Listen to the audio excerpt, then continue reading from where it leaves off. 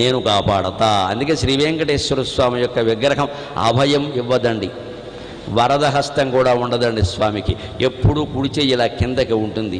ఏం మాట్లాడదామని మనం వెంకటేశ్వర స్వామి దగ్గరికి వెళ్ళినా ఆయన ఏమంటాడు, నోరు మూసుకో కిందకి చూడు, నోరు మూసుకో కిందకి చూడు, అంతే. ఇంక రెండు మాట్లాడదు ఇక్కడ.